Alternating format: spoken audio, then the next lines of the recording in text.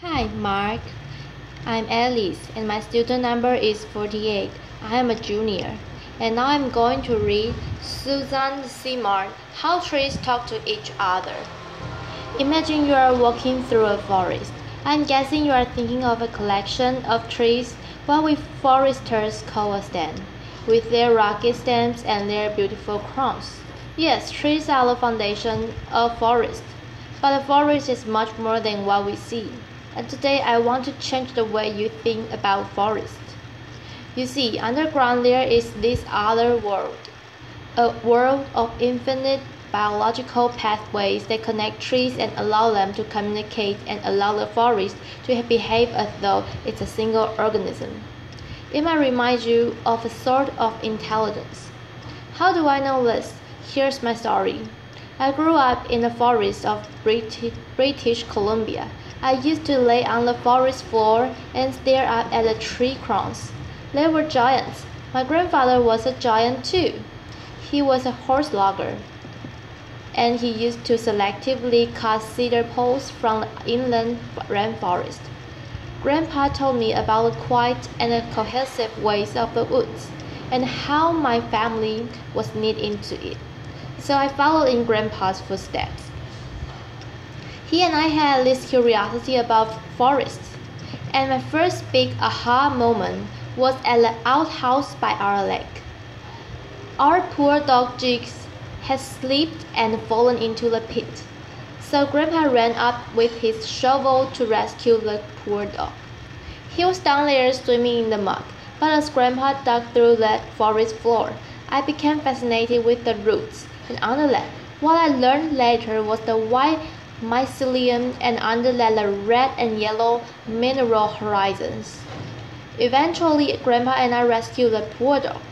But I was at that moment that I realized that the palette of roots and soil was really the foundation of the forest. And I wanted to know more, so I studied forestry.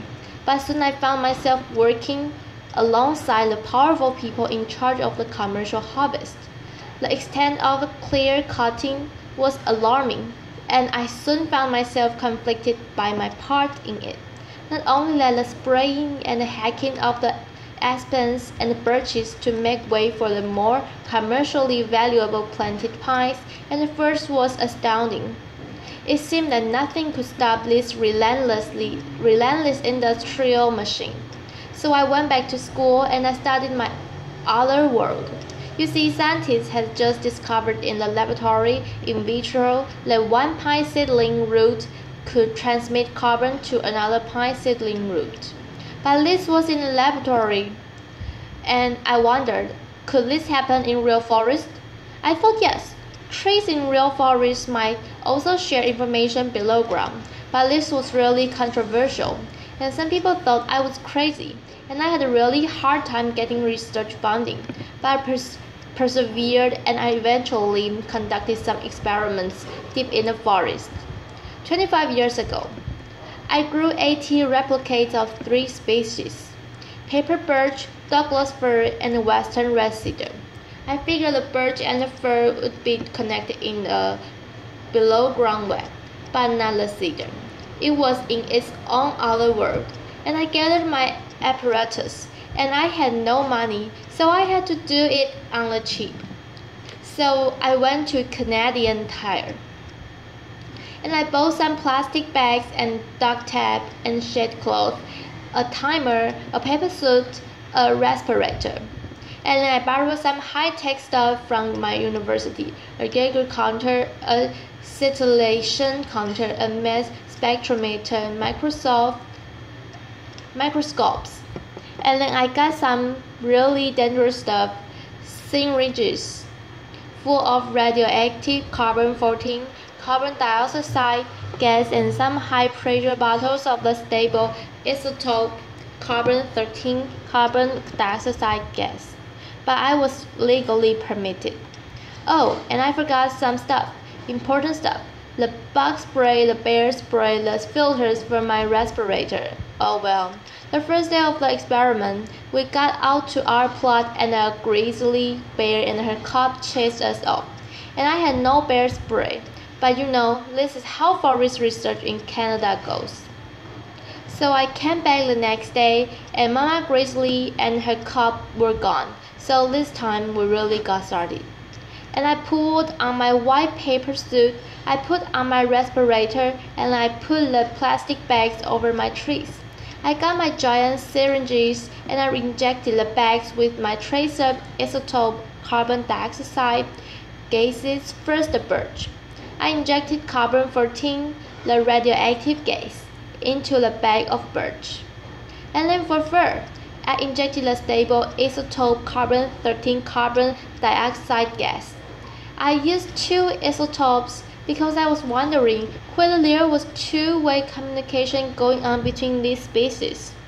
I got to the final bag, the 18th replicate, and all of a sudden Mama Grizzly showed up again, and she started to chase me, and I had my syringes above my head, and I was sweating the mosquitoes, and I jumped into the truck, and I thought this is why people do lab studies. I waited an hour. I figured it would take this long for the trees to suck up the CO2 through photosynthesis, turn it into sugar, send it down into their roots, and maybe, I hypothesized, shuttle the carbon below ground to their neighbors. After the hour was up, I rolled down my window and I checked for Mama Grizzly. Oh good, she's over there eating her huckleberries. So I got out of the truck and I got to work. I went to my first bag with the birch. I pulled the bag off. I ran my Geiger counter over its leaves. God, perfect. The birch had taken up the radioactive gas. Then, the moment of truth, I went over to the fir tree. I pulled off its bag. I ran the Geiger counter up its needles, and I heard the most beautiful sound.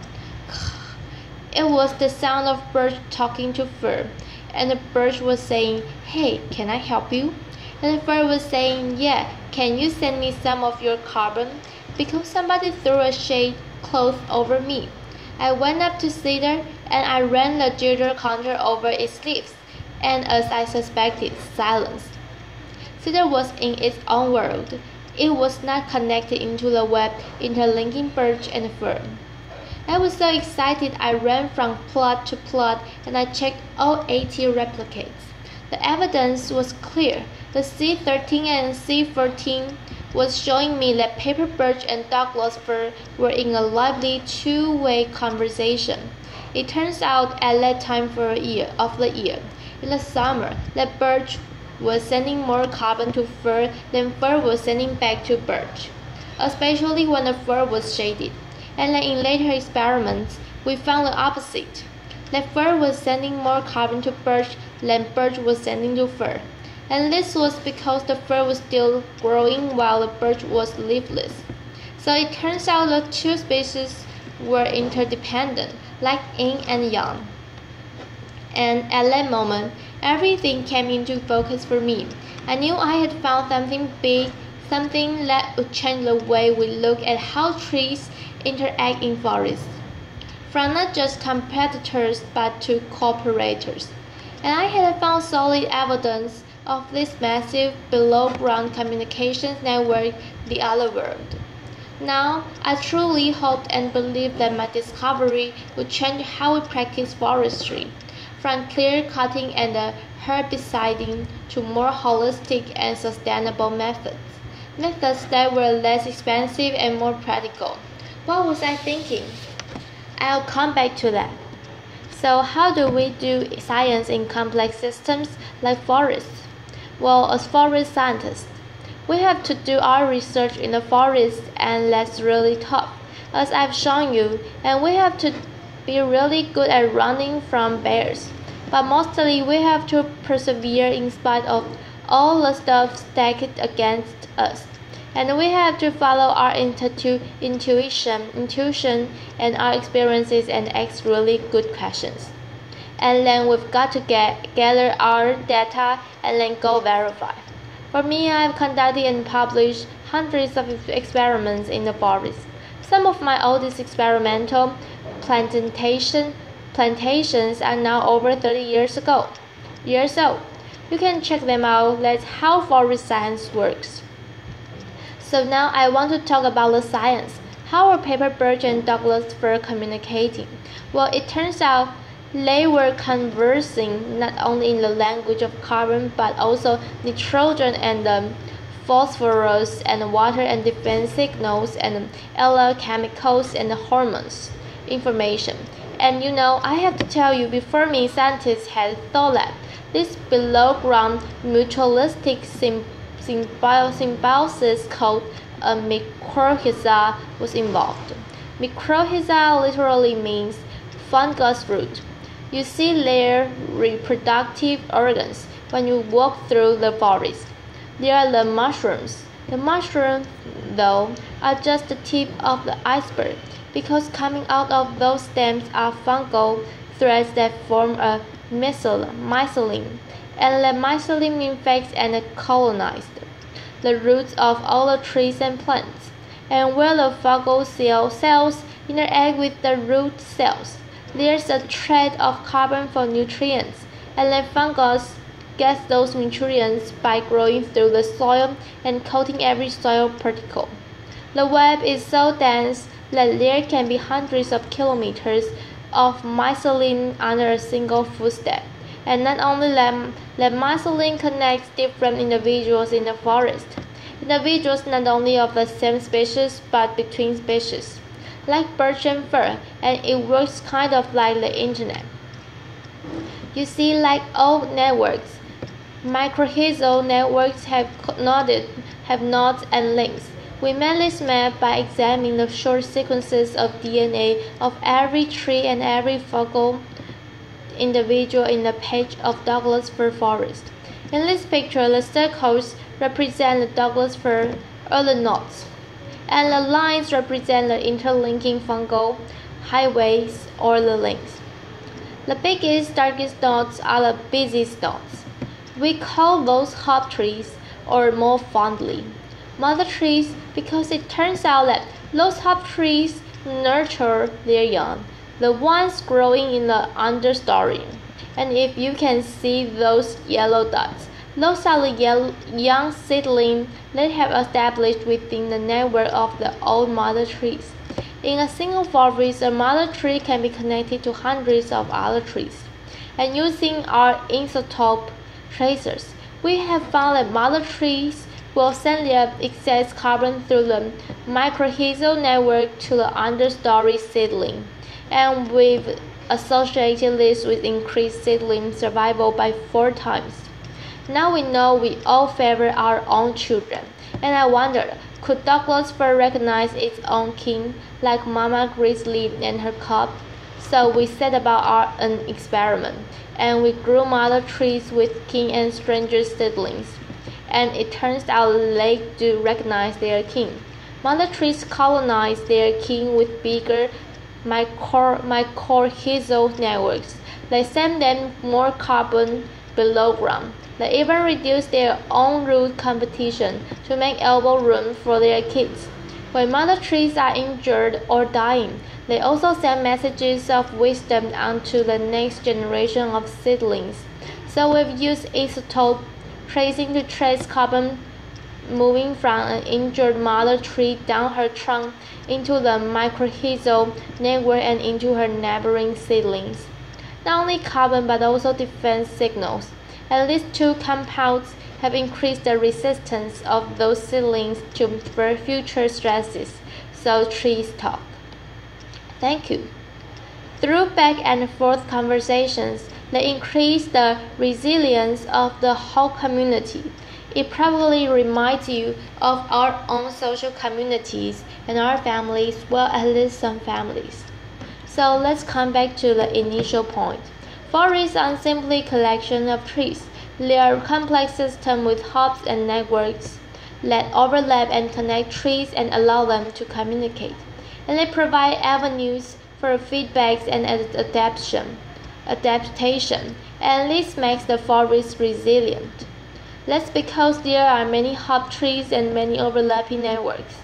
But they are also vulnerable not only to natural disturbance like bark beetles that preferentially attack big old trees by high-grade logging and clear-cut logging. You see, you can take out one or two hop trees, but there comes a tipping point. Because hop trees are not unlike rivets in an airplane. You can take out one or two and the plane still flies, but you take out one too many, or maybe let one holding on the wings, and the whole system collapses. So now how are you thinking about forests? Differently? Yes. Cool, I'm glad. So remember I said earlier that I hope that my research, my discoveries will change the way we practice forestry. Well, I want to take a check only 30 years later here in Western Canada. This is about 100 kilometers to the west of us, just on the border of Banff National Park. That's a lot of clear cuts. It's not so pristine. In 2014, the World Resources Institute reported that Canada in the past decade has had the highest forest disturbance rate of any country worldwide. And I bet you thought it was Brazil. In Canada, it's 3.6% per year. Now, by my estimation, that's about 4 times the rate that is sustainable. Now, massive disturbance at this scale is known to affect hydrological cycles, degrade wildlife habitat, and emit greenhouse gases back into the atmosphere, which creates more disturbance and more tree diebacks. Not only that, we're continuing to plant 1 or 2 species and weed out the aspens and the birches. These simplified forests lack complexity, and they are really vulnerable to infections and bugs.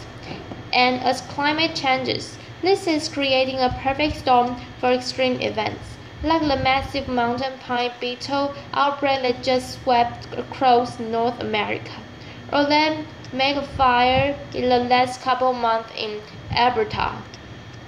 So I want to come back to my final question. Instead of weakening our forests, how can we reinforce them and help them deal with climate change? Well, the great thing about forests' complex system is they have enormous capacity to self-heal. In our recent experiments, we found with patch cutting and retention of hop trees and regeneration to a diversity of species and genus and genotypes that these mycorrhizal networks they recover really rapidly. So with this in mind, I want to leave you with 4 simple solutions, and we can't kid ourselves that these are too complicated to act on. First, we all need to get out in the forest. We need to re-establish local involvement in our own forest. You see, most of our forests now are managed using a one-size-fits-all approach. But good forest stewardship requires knowledge of local conditions. Second, we need to save our old-growth forests. These are the repositories of genus and mother trees and mycorrhizal networks. So this means less cutting. I don't mean not cutting, but less cutting. And third, when we do cut, we need to save the legacies, the mother trees and networks, and the genes, so they can pass their wisdom on to the next generation of trees, so they can withstand the future stresses coming down the road. We need to be conservationists. And fourthly and finally, we need to regenerate our forests with a diversity of species and the genotypes and the structures by planting and allowing natural regeneration. We have to give Mother Nature the tools she needs to use their intelligence to self-heal. And we need to remember that forests aren't just a bunch of trees competing with each other. They are super cooperators. So back to jigs. Jigs fall into the outhouse showed me this other world, and it changed my view of forest. I hope today to have changed how you think about forests. Thank you.